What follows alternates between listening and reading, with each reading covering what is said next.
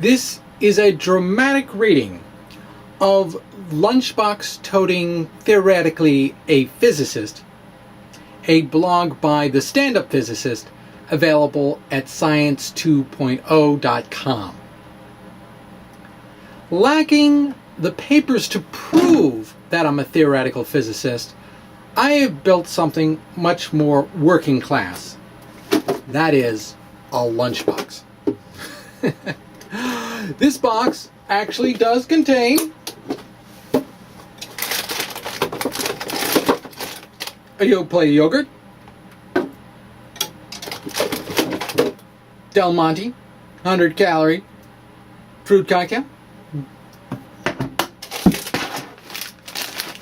Smart Food popcorn, white cheddar cheese, and because I work on gravity, an apple, which, see, gravity still works, and an insulin meter, but that's because I'm a diabetic.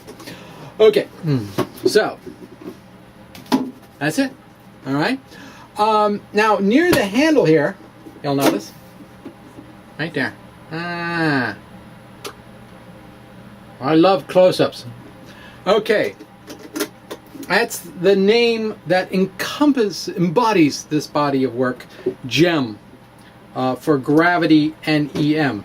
Now I realize that name has already been taken by gravitomagnetism, and I know in English there are multiple meanings for the same word, and so I hope viewers will tolerate my using the same 3 letters. GEM just sounds more valuable than GSM. And it actually has a quote on the side here.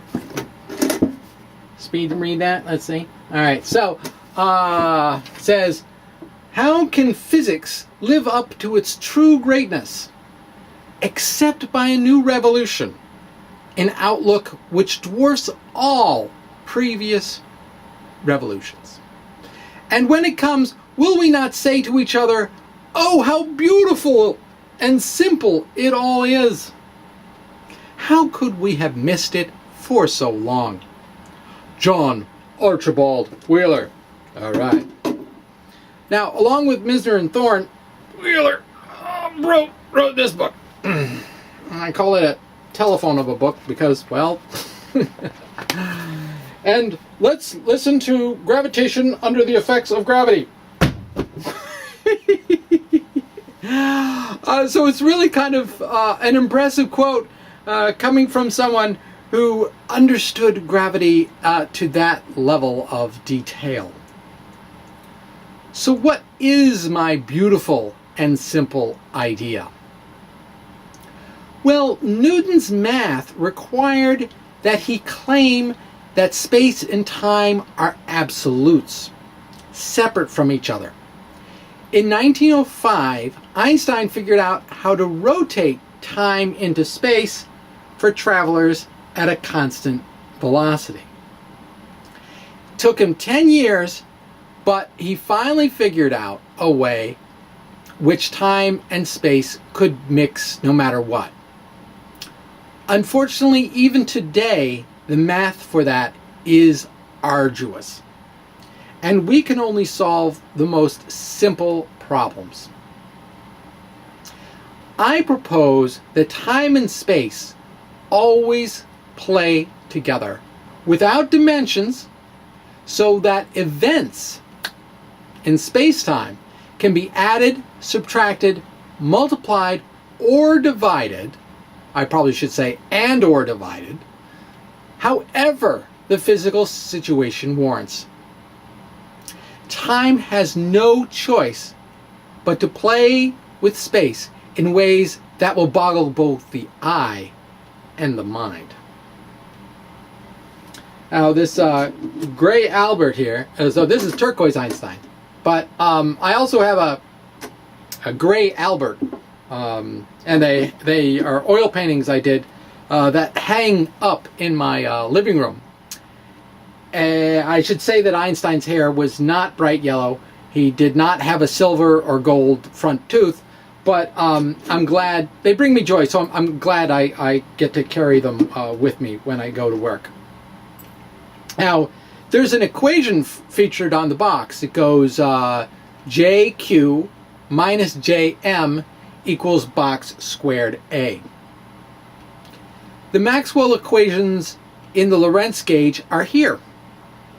And for several years, I thought that gravity could be accounted for by that extra mass current density. It cannot. The Lunchbox is wrong, at least at a field theory level. I really like making as specific a proposal as possible so I can learn from my errors. One of the problems is that there are 8 degrees of freedom on the left in the current densities that are not reflected in the 4 potential on the right. When the fully relativistic Maxwell equations are quantized, I was always kind of skeptical about the non-physical scalar and longitudinal modes of emission. Like others before me, I thought, well, maybe there's a chance to do something with those modes. Alas, the real killer is much more subtle. The current coupling term in the Lagrange density, JA, hides the flaw.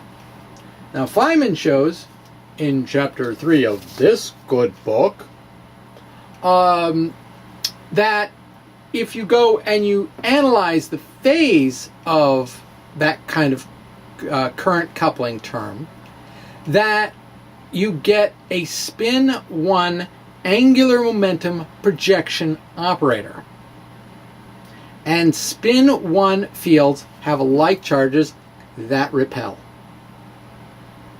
Now that is perfect for EM, but it's a deadly flaw for any sort of vector gravity hypothesis you can come up with. So I actually interacted with 2 professionals in these arts, and they were quickly dismissive of my proposal because they knew about this flaw. And I did come to accept the critique after about like a year and a half. As is the way of the ultra-conservative fringe, my drive around that roadblock moved me from quaternions, which are just unpopular, to hypercomplex numbers, which are freak show rare. What I would put in its place today, if I were to do another box, is the source Maxwell equations in the Lorentz gauge. I'd replace that with the vacuum Maxwell equations in the Lorentz gauge minus the terms of the Lorentz gauge. If one unifies gravity and electromagnetism, well, the charge density can't both attract and repel, or repel and attract. I mean, it doesn't make any sense. So you really need to have a 0 there and no J. The other large panel on this lunchbox describes my underlying approach to gravity. Use a 4 potential or a dynamic metric or some combination of both. For light bending around the sun, Newton's scalar theory gets the answer half right. Why not use a metric, a dynamic metric, to get the space bending right? Well, why not use a 4 potential to get both the scalar part right and the space part right? And the reason was given above, that all vector theories have like charges repel. I agree that a current coupling with spin 1 is a killer problem, so long as you use the standard tensor contraction, which are the same as working with scalar part of a quaternion product. Nature uses multiple ways to multiply to get around this problem. Now let's take a look at these side panels here. You're going to have to peer in real close. There's one. And, ooh, there's the other. Oh, nasty. That is, in a mere 24 steps, how to do the precession of the perihelion around of Mercury calculation. At the 7th Eastern Gravity Meeting at Bowdoin College in Maine, I presented the exponential metric as an alternative to the Schwarzschild metric of general relativity. In the literature, it is called the Rosen metric, but I prefer a descriptive name. If you know the Taylor series expansion for the Schwarzschild metric, you can write out the exponential metric. It's just, e to the minus 2gm over c squared r, and then a minus e to the plus 2gm c squared over r. The exponential metric does not solve the Einstein field equations. It is manifestly prettier than the Schwarzschild metric in isotropic coordinates, the first step away from the Minkowski metric in flat isotropic spacetime. The metric is but ugly. In fact, one only finds it presented at the end of chapter 31 as a question of gravitation, page 840. And it's got like squares and other things to the 4th power, and I don't think anybody memorizes that one. It's too complicated. In physics, pretty wins. Defend the Schwarzschild coordinates, which make the Schwarzschild metric look prettier, if you must. But that looks like lipstick on a pig to me. A static, non-rotating, uncharged, spherically symmetrical gravity source should have a dynamic metric that uses a pair of exponentials, because exponentials show up in so many fundamental equations in physics. When the exponent is 0, it is Minkowski. Take a small step away, harmonic motion will be seen. The Earth is still doing a once-a-year-long tango around the Sun. It's been doing that for 4 billion years. For light bending around the Sun, the exponential metric predicts exactly the same amount of bending as general relativity, 1.75 arc seconds, twice the prediction of Newton's theory. The initial data from 1919 was a bit sketchy, but subsequent work, particularly with using radio astronomy, has confirmed the first-order parameterized post-Newtonian predictions. That's ppn.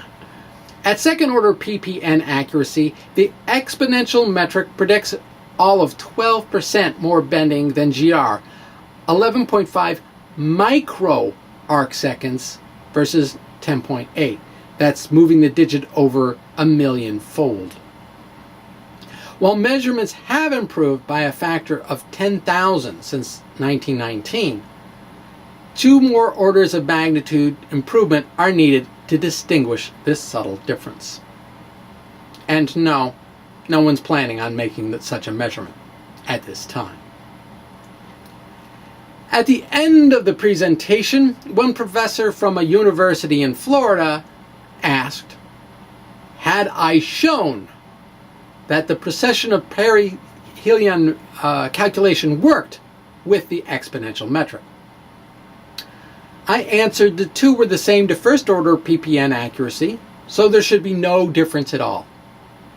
I agreed that someday I should do that calculation. That someday would take 3 years. It was not a high priority item since I reviewed how the calculations were made, and they showed that only the first terms of the Taylor series really were being used. And those derivations always presumed that the reader was a very good, smart grad student, I mean, who else would be reading that section? Someone who knew how to fill in the blanks. I kept on looking for a derivation that was simple enough for me to follow. I think it was finally a combination of Sean Carroll's notes along with another source or two that allowed me to write down all the steps. So how many such lunchboxes are there on the planet? I bought 10 from lunchboxshop.com. All shiny, all blank. I gave away 5 to my groomsmen at my wedding. I'm the guy in the black zoot suit with red stripes. The best man, Dean, is in a red zoot suit with black stripes. Symmetry plus some chaos from the others. I thought just saying I had a hypothesis that was testable for GR would get me professionals' interest. The data suggests that is not the case. On Science Friday a few years ago, I heard Lee Smolin and Brian Greene going over the value of work on strings, which is not yet a theory. Both agreed how vitally important experiments were. So I decided to test both of them by sending each professor one of the lunch boxes with my professional technical paper inside it, discussing my testable hypothesis. Brian Greene was a null result. I say nothing about null results, good symmetry in that kind of way. Lee Smolin came to Boston for 2 talks. The first lecture was on the value of work on strings. That got a big crowd because people find conflict interesting. Fight! The second talk on loop quantum gravity was much smaller, held in a typical classroom with the typical donuts and coffee beforehand. As a member of the ultra-conservative fringe, if I plan on approaching someone at their talk, I send them an email ahead of time to warn the person. I introduce myself and some of my ideas. I told Smolin I was the lunchbox guy. Now, when I saw him with his coffee, he said that he did in fact get my email. He just didn't understand the lunchbox reference. Although I had mailed it to him 6 months before, what with his job at the Perimeter Institute, the travel, the wife, and most importantly, his new child, he was so busy he hadn't gone through his mail and seen it. He apologized, which actually struck me as a bit unnecessary, but it does indicate that he's a nice guy. It also shows that important physicists are too busy to even fart. Certainly too busy to closely examine a non-trivial variation on the Maxwell equations. The other 3 lunchboxes? Well, one was this draft lunchbox here. You'll notice it's got that shop box vibe to it because I use shellac, and shellac likes to get nice and yellow. And then, of course, there is mine that's gotten a few dings in it over the period of years. And then there is the pristine lunchbox. Ooh, look at that. Isn't that pretty? All right. Never been used. Now, that pristine box is on sale till December 31st, 2012 for $995,000, a markup of $10,000 on the cost of production. I expect to keep it in my possession. But according to the blogs I have read here on Science 2.0, by the end of 2012, the LHC will have determined if there is a Higgs boson and have a great shot at seeing the first of oh so many supersymmetric particles. Now, if they report that the Higgs is in fact 123 GeV, plus or minus 50 GeV, then, you know, some real theoretical physicists will be happy, but the GEM hypothesis and this Lunchbox collection will be retired. If the Higgs, on the other hand, is excluded, and there are no supersymmetric particles found, then real theoretical physicists might, out of mere desperation, do a Google search to find a theory that predicts no Higgs, and it shouldn't be that hard to find me and my technical papers on the subject. Now, what price would you pay for a Lunchbox Albert Einstein actually made in 1914 that had his best efforts at a gravity field equation on the side? At that time, missing the minus g mu nu r over 2 needed to conserve energy. If there is a global announcement that there is no Higgs or supersymmetric particles, as has been the case for every collider before it, I will simply climb into the LHC and go into hiding. They didn't find the Higgs. They won't find me either. I prefer to play privately with gorgeous math. Good luck in your studies. Oh, and on to a snarky puzzle. All right, so I'm going to presume you know what Gauss's law is. All right, now there are 3 gauges out there I want you to play with. Coulomb, the temporal gauge, which is basically phi equals 0, and the Lorentz gauge. Now apply these to Gauss's law and prove that the resulting equations are not the same. Don't try to impress your friends with this result. It should be obvious. All right, now the GEM version of the above is just 0 equals del squared V. Apply the 3 gauges above if you can. And to quote from The Wizard of Oz, Toto, I don't think we're in Normandy anymore. That was Dorothy after coming out of black and white, going into color, her first line. And we're actually misquoting her because we're referencing Laplace's hometown or home state. And then even better, I think, in a certain way, particularly if you're being snarky, is only bad witches are ugly. That was the good-looking good witch of the North. Thank you.